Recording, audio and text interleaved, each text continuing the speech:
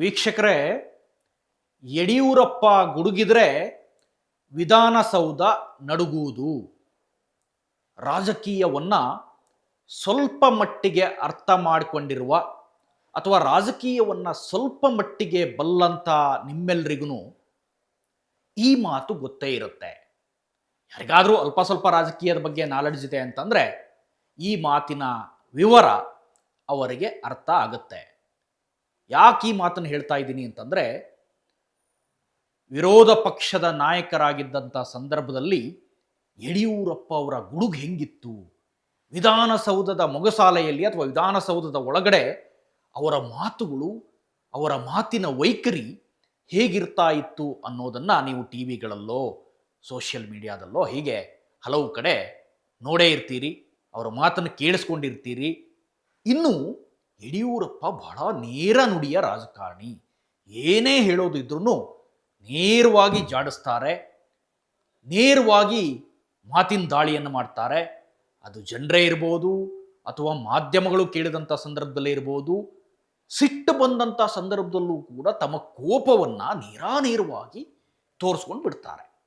ಇದು ಯಡಿಯೂರಪ್ಪ ಅವರ ವ್ಯಕ್ತಿತ್ವ.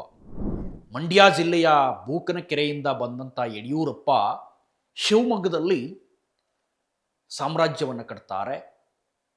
ಸಾಮ್ರಾಜ್ಯ ಅಂತಂದರೆ ಅದು BJPಯ ಸಾಮ್ರಾಜ್ಯ, ಕೇಸರಿಮಯವಾದ ಸಾಮ್ರಾಜ್ಯ.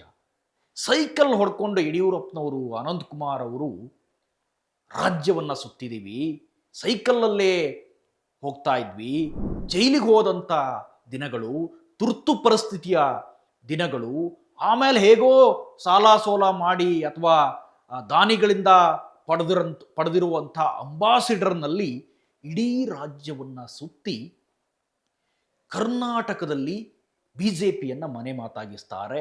ಅದರಿಂದಾನೇ ಅವರು ಅದೇ ಪಕ್ಷದಿಂದ ಮುಖ್ಯಮಂತ್ರಿ ಕೂಡ ಆಗ್ತಾರೆ. ರೈತ ನಾಯಕ, ರೈತ ಚಳುವಳಿ ಹೋರಾಟಗಾರ ಅಂತ ಯಡಿಯೂರಪ್ಪ ಫೇಮಸ್ ಆಗ್ತಾರೆ. ಕೇವಲ ದಕ್ಷಿಣದ ಜಿಲ್ಲೆಗಳಲ್ಲಿ ಹೊರತುಪಡಿಸಿ, ಬೆಂಗಳೂರನ್ನು ಹೊರತುಪಡಿಸಿ ಅವರಿಗಿರುವಂಥ ದೊಡ್ಡ ಅಭಿಮಾನಿ ಪಡೆ ಅಥವಾ ದೊಡ್ಡ ಶಕ್ತಿ ಅಂತಂದರೆ ಉತ್ತರ ಕರ್ನಾಟಕದ ಜಿಲ್ಲೆಗಳು ಕೂಡ ಅಷ್ಟೇ ಶಕ್ತಿಯನ್ನು ಅವ್ರಿಗೆ ಕೊಟ್ಟಿದ್ದಾವೆ. ಯಾಕೆಂದರೆ ಅಷ್ಟೇ ಸೀಟುಗಳನ್ನು ಕೂಡ ಗೆಲ್ಲಿಸಿಕೊಟ್ಟಿರುವಂತಹ ಉದಾಹರಣೆಗಳಿದ್ದಾವೆ.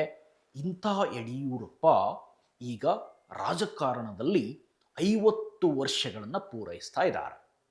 ಅವರ ರಾಜಕೀಯ ಜೀವನ 50 ವರ್ಷಗಳನ್ನು ಅಂದರೆ 50 ಇಯರ್ಸನ್ನು ಈಗ ಅವರು ದಾಟ್ತಾ ಇದ್ದಾರೆ. ಹಾಗಾಗಿ ಅದಕ್ಕೋಸ್ಕರನೇ ರಾಜ್ಯ BJP ಅಥವಾ ಅವರ ಸುಪುತ್ರ BY ವಿಜಯೇಂದ್ರ ಒಂದು ದೊಡ್ಡ ಕಾರ್ಯಕ್ರಮವನ್ನು ಹಮ್ಮಿಕೊಂಡಿದ್ದಾರೆ. ಕೋಟೆ ನಾಡು, ಓಬವ್ವನ ನಾಡು ಚಿತ್ರದುರ್ಗದಲ್ಲಿ ಈ ಕಾರ್ಯಕ್ರಮ ನಡೆಯುತ್ತೆ. ಯಡಿಯೂರಪ್ಪ ಅಭಿಮಾನೋತ್ಸವ ಅಂತಾನೆ ಈ ಕಾರ್ಯಕ್ರಮಕ್ಕೆ ಹೆಸರಿಡಲಾಗಿದೆ. ದೇಶದ ಗಣ್ಯಾತಿಗಣ್ಯ ರಾಜಕಾರಣಿಗಳು, ಕೇಂದ್ರ ಗೃಹ ಸಚಿವ ಅಮಿತ್ ಶಾ ಅವರು ಸೇರಿದಂತೆ ರಾಜ್ಯದ ನಾನಾ ಕಡೆಗಳಿಂದ ನಾಯಕರು ಹೋಗ್ತಾ ಇದ್ದಾರೆ, ನಾನಾ ಕಡೆಗಳಿಂದ ಜನ ಸೇರ್ತಾ ಇದ್ದಾರೆ. ಕಾರ್ಯಕ್ರಮದಲ್ಲಿ ಸುಮಾರು 10 ಲಕ್ಷಕ್ಕೂ ಅಧಿಕ ಜನ ಸೇರುವ ನಿರೀಕ್ಷೆ ಇದೆ. ಬಹಳ ಇಂಟ್ರೆಸ್ಟಿಂಗ್ ಅಂತಂದರೆ 1ರಿಂದ 1.5 ಸಾವಿರ ಸ್ವಾಮೀಜಿಗಳೇ ಈ ಕಾರ್ಯಕ್ರಮಕ್ಕೆ ಸೇರ್ತಾ ಇದ್ದಾರೆ ಅನ್ನೋದು ಬಹಳ ವಿಶೇಷ. ರೈತರು ನೇಗಿಲುಗಳನ್ನು ಹಿಡಿದುಕೊಂಡು 1,000 ನೇಗಿಲುಗಳನ್ನು ಹಿಡಿದುಕೊಂಡು ರಸ್ತೆ ಬದಿಯಲ್ಲಿ ಸಾಕ್ತಾರೆ. ಯಾಕೆಂದರೆ ಯಡಿಯೂರಪ್ಪ ಒಬ್ಬ ರೈತ ನಾಯಕ ಅನ್ನೋದನ್ನು ಜಗಜ್ಜಾಹೀರು ಮಾಡೋದು ಇದರ ಉದ್ದೇಶ ಇರಬಹುದು ಬಹುಶಃ.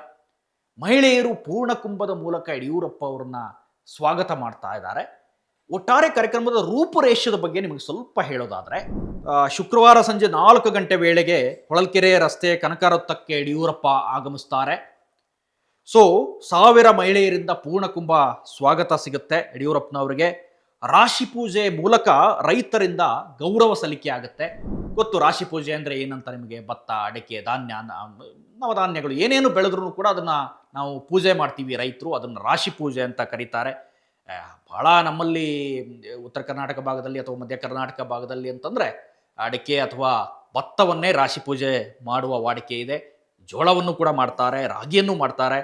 ಹೀಗೆ ಇನ್ನು ಪುಷ್ಪಾಲಂಕೃತ ಸಾರೋಟಿನಲ್ಲಿ ಯಡಿಯೂರಪ್ಪ ಅವರ ಮೆರವಣಿಗೆ ಆಗುತ್ತೆ. ನೇಗಿಲು ಹಿಡಿದು 2,000 ರೈತರು ಸಾಥ್ ನೀಡ್ತಾರೆ ಯಡಿಯೂರಪ್ಪನವರಿಗೆ. ನಾರಿ ಶಕ್ತಿ ವಂದನ್ಗೆ ಗೌರವ ಸಲ್ಲಿಸಲು ಓಬವ್ವನ ಪಾತ್ರಧಾರಿಗಳಾಗಿ ಸುಮಾರು 200 ಮಹಿಳೆಯರಿರ್ತಾರಂತೆ. ಯಾಕೆಂದ್ರೆ ಹೇಳಿ ಕೇಳಿ ಚಿತ್ರದುರ್ಗ ಓಬವ್ವನ ಊರು, ಒಣಕೆಯ ಓಬವ್ವನ ಕಥೆಯನ್ನು ನೀವು ಕೇಳಿದ್ದೀರಿ. ಸೊ 25ಕ್ಕೂ ಹೆಚ್ಚು ಸಾಂಸ್ಕೃತಿಕ ಜಾನಪದ ಕಲಾ ತಂಡಗಳು ಇಲ್ಲಿ ಭಾಗವಹಿಸ್ತಾರೆ. ಒಟ್ಟಾರೆ ಇದೊಂದು ರೀತಿಯಲ್ಲಿ ಮಿನಿ ದಸರಾ ರೀತಿ ನಡೆಯುತ್ತೆ. ಮಿನಿ ದಸರಾ ರೀತಿಯಲ್ಲಿ ಸಾರೋಟಿನಲ್ಲಿ ಯಡಿಯೂರಪ್ಪ ಅವರು ಸಾಕ್ತಾರೆ. ಸೊ ಇದೆಲ್ಲ ಕಾರ್ಯಕ್ರಮದ ವಿಶೇಷತೆ. ಆದರೆ ವ್ಯಕ್ತಿ ಪೂಜೆ ಮಾಡದೇ ಇರುವಂಥ BJP ಪಕ್ಷ ಯಾಕೆ ಯಡಿಯೂರಪ್ಪ ಅವರ ಅಭಿಮಾನೋತ್ಸವವನ್ನು ಮಾಡ್ತಾ ಇದೆ ಅನ್ನೋದ್ರ ಬಗ್ಗೆನೂ ಕೂಡ ಒಂದಿಷ್ಟು ಚರ್ಚೆಗಳು ಇದ್ದಾವೆ. ಬೆಂಗಳೂರಿನಿಂದಲೂ ಕೂಡ ಸುಮಾರು 10,000 ವೆಹಿಕಲ್ಗಳ ಮೂಲಕ ಜನ ಹೋಗ್ತಾರೆ ಅನ್ನೋದು ಗೊತ್ತಾಗ್ತಾ ಇದೆ. ಬಹುತೇಕ ನಾಳೆ ನೀವು ಬೆಂಗಳೂರಿಂದ ತುಮಕೂರು ರಸ್ತೆ, ಈ ಹಿರಿಯೂರು, ಚಿತ್ರದುರ್ಗ ಈ ರಸ್ತೆ ಹೈವೇ ಏನಿದೆಯಲ್ಲ, ಪೂನಾ ಹೈವೇ, ಬಹುತೇಕ ರಶ್ ಆಗುವಂಥ ಸಾಧ್ಯತೆ ಇದೆ. ನಾಳಿನ ಕಾರ್ಯಕ್ರಮದ ಪ್ರಯುಕ್ತ ಬಹುತೇಕ ಇಂದು ಸಂಜೆಯಿಂದನೇ ಭಾಳ ರಶ್ ಆಗುತ್ತೆ ಅಂತ ಹೇಳ್ತಾ ಇದ್ದಾರೆ. ಯಾಕೆಂದರೆ ಅಷ್ಟು ಸಂಖ್ಯೆಯ ವೆಹಿಕಲ್ಗಳಿದ್ದಾವೆ. ಇಡೀ ಚಿತ್ರದುರ್ಗ ನಗರ ಅಥವಾ ಇಡೀ ಕೋಟೆ ನಾಡು ಕೇಸರಿಮಯವಾಗಿದೆ. ಕೇಸರಿ ಬಾವುಟಗಳು ಎಲ್ಲೆಲ್ಲಿ ರಾರಾಜಿಸ್ತಾ ಇದ್ದಾವೆ. ಹಿಂದೆ ಸಿದ್ದರಾಮಯ್ಯ ಅವರ ಸಿದ್ದರಾಮೋತ್ಸವ ಅಂತ ಒಂದು ಕಾರ್ಯಕ್ರಮ ಮಾಡಿದರು ದಾವಣಗೆರೆಯಲ್ಲಿ. ಅಲ್ಲೂ ಕೂಡ ಇದೇ ರೀತಿಯಾದ ಜನ ಸೇರಿಸುವಂಥ ಕಾರ್ಯಕ್ರಮ ಆಗಿತ್ತು. 10 ಲಕ್ಷಕ್ಕೂ ಅಧಿಕ ಜನ ಅಲ್ಲೂ ಬಂದಿತ್ತು. ಈ ಬಾರಿಯೂ ಕೂಡ ಅದೇ ಮಾದರಿಯಲ್ಲಿ ಯಡಿಯೂರಪ್ಪ ಅಭಿಮಾನೋತ್ಸವ ನಡೀತಾ ಇದೆ. 50 ವರ್ಷ ಪೂರೈಸಿದ ಹಿನ್ನೆಲೆಯಲ್ಲಿ ಈ ಕಾರ್ಯಕ್ರಮ ಆಗ್ತಾ ಇದೆ. ಕಾರ್ಯಕ್ರಮ BJPಯಿಂದ ಆಗ್ತಾ ಇದೆಯಾ ಕೇಳಿದರೆ, ಯಡಿಯೂರಪ್ಪ ಪುತ್ರರು ಇದಕ್ಕೆ ಮುತುವರ್ಜಿಯನ್ನು ವಹಿಸಿದ್ದಾರೆ. ಶ್ರೀರಾಮುಲು ಇದ್ದಾರೆ, ಹಾಗೆಯೇ ಗೋವಿಂದ ಕಾರಜೋಳ ಮಾಜಿ DCM ಕೂಡ ಹೌದು, ಅವರು ಇರ್ತಾರೆ ಕಾರ್ಯಕ್ರಮದಲ್ಲಿ ಉಸ್ತುವಾರಿಯಾಗಿ. ಸೊ ಕೇಂದ್ರ BJPಗೆ ಇದ್ರ ಬಗ್ಗೆ ಅಷ್ಟು ಮುತುವರ್ಜಿ ಇದ್ದಂಗಿಲ್ಲ.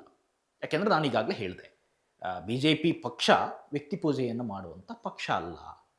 ಇನ್ನು BJPಗೆ ಏನಾದರೂ ಲಾಭ ನಷ್ಟದ ವಿಚಾರದಲ್ಲೂ ಕೂಡ ನೋಡಿದರೆ, ಯಡಿಯೂರಪ್ಪ ಅವರನ್ನ ಅಭಿಮಾನೋತ್ಸವ ಮಾಡೋದ್ರಿಂದ ಲಾಭ ಇದೆಯಾ ಕೇಳಿದರೆ, ಅದರಿಂದ ಬರುವಂಥ ಲಾಭ BJP ಕರ್ನಾಟಕ BJP ಮಟ್ಟಿಗೆ ಸ್ವಲ್ಪ ಇದ್ದರೂ ಕೂಡ ದೇಶದ BJP ಮಟ್ಟದಲ್ಲಿ ಅಷ್ಟಿಲ್ಲ ಅಂತ ಅನಿಸುತ್ತೆ.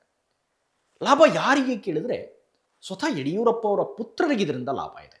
BY ವಿಜಯೇಂದ್ರ ಅವರಿಗಾಗಲಿ ಅಥವಾ ವಿಜಯೇಂದ್ರ ಅವ್ರನ್ನ ಯಾವಾಗಲೂ ಅವ್ರನ್ನ CM ಮಾಡಬೇಕು ಅನ್ನೋದೇ ಯಡಿಯೂರಪ್ಪ ಅವರ ಕನಸು.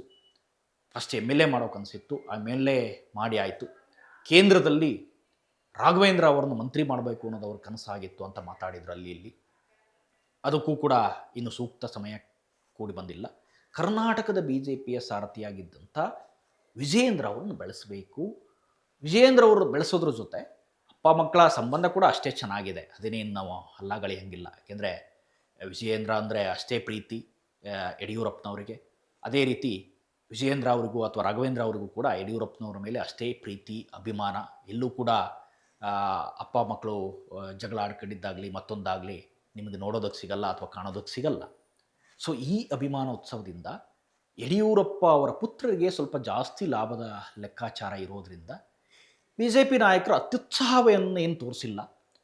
ಕೇಂದ್ರ ಗೃಹ ಸಚಿವರು ಕಾರ್ಯಕ್ರಮಕ್ಕೆ ಬರ್ತಾ ಇದ್ದಾರೆ ಹೊರತು, ಇದಾದ ನಂತರ 10ನೇ ತಾರೀಕು ಬೆಂಗಳೂರಿಗೆ ಪ್ರಧಾನಿ ಮೋದಿಯವರು ಕೂಡ ಬರ್ತಾರೆ. ಆದರೆ ಈ ಕಾರ್ಯಕ್ರಮಕ್ಕೆ ಮೋದಿಯವರಿಗೆ ಆಹ್ವಾನ ಇತ್ತೋ ಬಿಟ್ಟಿತ್ತೋ ಗೊತ್ತಿಲ್ಲ. ಸದ್ಯಕ್ಕೆ ಮೋದಿಯವರಂತೂ ಬರ್ತಾ ಇಲ್ಲ. ಒಟ್ಟಾರೆ ದೊಡ್ಡ ಕಾರ್ಯಕ್ರಮ ನಡೆಯುತ್ತೆ. BSY ಅಭಿಮಾನೋತ್ಸವದ ಮೆರವಣಿಗೆ ಇಂದಾಗಿ ನಾಳೆ ಇಡೀ ರಸ್ತೆ ಟ್ರಾಫಿಕ್ ಜಾಮ್ ಆಗುವ ಸಾಧ್ಯತೆ ಕೂಡ ಇದೆ. ಸೊ ಆ ಭಾಗದಲ್ಲಿ ಹೋಗುವವರು ಸ್ವಲ್ಪ ಮಟ್ಟಿನ ಎಚ್ಚರಿಕೆಯನ್ನು ಇಟ್ಕೊಂಡೇ ಹೋಗಬೇಕಾಗತ್ತೆ. ಈ ರೀತಿಯ ವ್ಯಕ್ತಿ ಪೂಜೆಯನ್ನು BJP ಪಾರ್ಟಿ ಎಷ್ಟು ಮಟ್ಟಿಗೆ ಒಪ್ಪುತ್ತೆ? ನೀವು BJPಯಲ್ಲಿ ವ್ಯಕ್ತಿ ಪೂಜೆ ಸಹಜವಾಗಿ ಕಡಿಮೆ. ಇಲ್ಲಿವರೆಗೂ ನೀವು ನೋಡಿದರೆ ಪ್ರಧಾನಿ ಮೋದಿಯವರನ್ನು ಮಾತ್ರ ಆ ರೀತಿ ಬಿಂಬಿಸಿದ್ದನ್ನು ಹೊರತುಪಡಿಸಿ ಬೇರೆ ಯಾವ ನಾಯಕರನ್ನು ಭಾಳ ದೊಡ್ಡ ನಾಯಕ ಅನ್ನೋ ರೀತಿಯಲ್ಲಿ ಗುರುತಿಸಿಲ್ಲ. ಮತ್ತು ಚುನಾವಣಾ ರಾಜಕೀಯದಿಂದ ಯಡಿಯೂರಪ್ಪ ಅವರು ಹಿಂಸರಿದ್ದಾರೆ, ಅದು ಕೂಡ ಗೊತ್ತಿರುವ ವಿಚಾರ. ಸೊ ಈ ಸಂದರ್ಭದಲ್ಲಿ ಯಡಿಯೂರಪ್ಪ ಅಭಿಮಾನೋತ್ಸವ BJP ಲಾಭ ಆಗುತ್ತಾ ಅಥವಾ ಆಗೋದಿಲ್ವಾ ಅನ್ನೋ ಚರ್ಚೆ ಅಂತೂ ಇದ್ದಿದೆ. ನೋಡೋಣ ಮುಂದೆ ಕಾದು ಅದೆಷ್ಟರ ಮಟ್ಟಿಗೆ ಲಾಭ ನಷ್ಟ ಅನ್ನೋದನ್ನು. ಒಂದು ವೇಳೆ ಇದು ಲಾಭ ನಷ್ಟದ ವಿಚಾರದಲ್ಲೇ ನೋಡಲಿ ಅಥವಾ ಲಾಭ ನಷ್ಟವನ್ನು ಹೊರಗಿಟ್ಟು ಯಡಿಯೂರಪ್ಪ ಅವರ ಅಭಿಮಾನಿಗಳು ಇದನ್ನು ಮಾಡ್ತಾ ಇದ್ದಾರೆ ಅಂದರೆ ಅದು ಕೂಡ ಸಂತೋಷ. ಯಾಕೆಂದರೆ ಯಡಿಯೂರಪ್ಪನವರು ಅಂಥ ಘಟ್ಟವನ್ನು ತಲುಪಿದ್ದಾರೆ, 50 ವರ್ಷವನ್ನು ಪೂರೈಸಿದ್ದಾರೆ, ರಾಜ್ಯದಲ್ಲಿ ರೈತ ನಾಯಕ ಅಂತ ಫೇಮಸ್ ಆಗಿದ್ದಾರೆ. ಅಭಿಮಾನೋತ್ಸವ ಮಾಡಿದರೆ ತಪ್ಪಂತೂ ಇಲ್ಲ. ಇದಿಷ್ಟು ಈ ಕ್ಷಣದ ಅಪ್ಡೇಟ್ಸ್ ಇಂಥದ್ದೇ. ಮತ್ತಷ್ಟು ಕಂಟೆಂಟ್ಗಾಗಿ ನೋಡ್ತಾ ಇರಿ ಸುಮನ್ TV ಕನ್ನಡ. ಹಾಗೆಯೇ ನೀವೇನಾದರೂ ನಮ್ಮ ಚಾನಲ್ನ ಸಬ್ಸ್ಕ್ರೈಬ್ ಮಾಡಿಲ್ಲ ಅಂತಾದರೆ ದಯವಿಟ್ಟು ಈ ಕೂಡಲೇ ಸಬ್ಸ್ಕ್ರೈಬ್ ಮಾಡಿ, ಶೇರ್ ಮಾಡಿ ಮತ್ತು ಲೈಕ್ ಮಾಡೋದನ್ನು ಮರಿಬೇಡಿ. Thank you.